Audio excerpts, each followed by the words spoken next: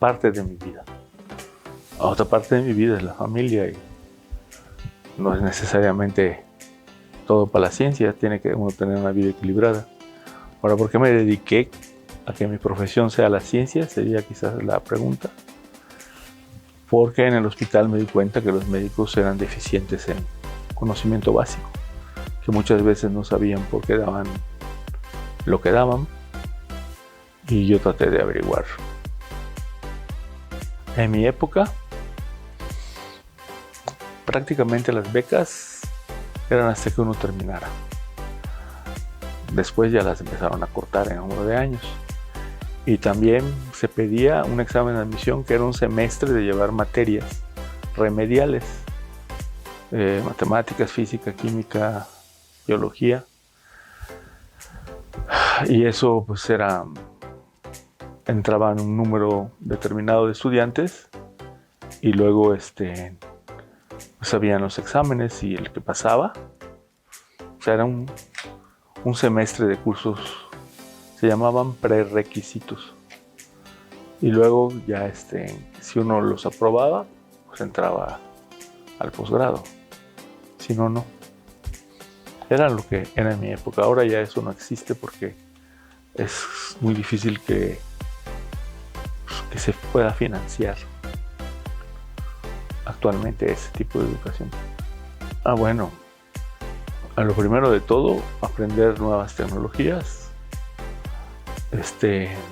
dominarlas y, en caso ideal, traerlas a México. Es lo mismo por lo cual se va un ingeniero al extranjero, o por lo cual se va un médico a especializar, o traer algo que en México no haya y no dejar que nos rezaguemos. Esa es la ventaja para el país. Para el estudiante, pues, en mi época era prácticamente asegurar que tuvieras un lugar en una universidad pública o privada. Quizás las condiciones actuales han cambiado. Si a las autoridades actuales no les interesa tener sus propios científicos, pues no van a pagar por tenerlos. Entonces el estudiante tiene que decidir en qué época está. Si es viable lo que quiere o no es viable. En mi época estudiar ciencia era viable. Ahora es mucho más difícil. Entonces cada quien tiene que estudiar de acuerdo a la situación en que se encuentra. No se puede competir contra ellos a menos de que quiera ser uno desarrollado. Y si uno quiere ser desarrollado, pues tiene que invertir en educación, en ciencia, en tecnología y sobre todo en facilitar la generación de empleo, la libre empresa. O sea, simplemente hay que tener clara la economía, para qué sirve la empresa privada y para qué sirve el gobierno. Si hay mucha empresa privada, va a haber muchos impuestos. Si hay muchos impuestos, va a haber mucha universidad pública y puede haber inversión en ciencia y desarrollo, tecnología. Si tú disminuyes las fuentes de impuestos, pues el presupuesto necesariamente sufre y ya no va a haber dinero para financiar la ciencia. Es simple. O sea, un poco liberalismo, democracia, división de poderes, organismos, universidades autónomas y ciencia van como todos juntos. Y eso sale de los impuestos.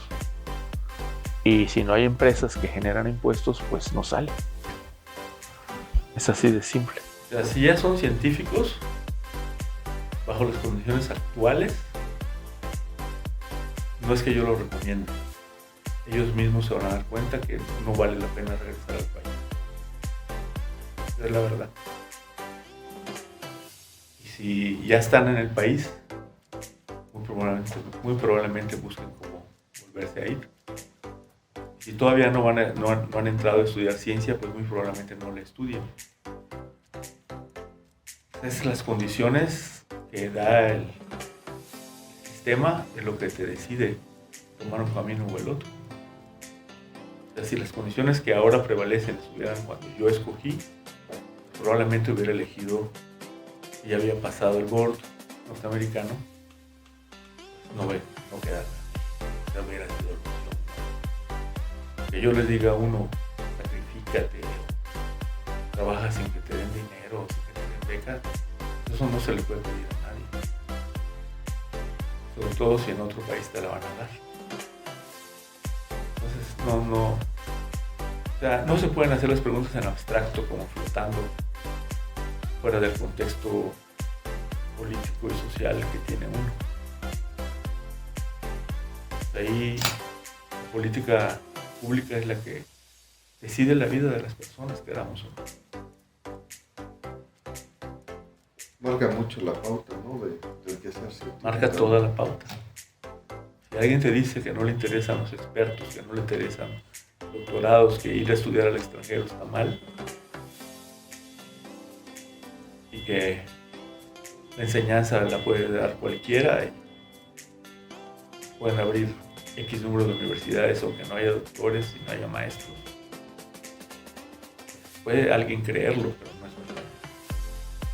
Entonces, si eso sucede, lo más probable es que la educación superior del país se pierda generaciones. Y porque la vida sigue,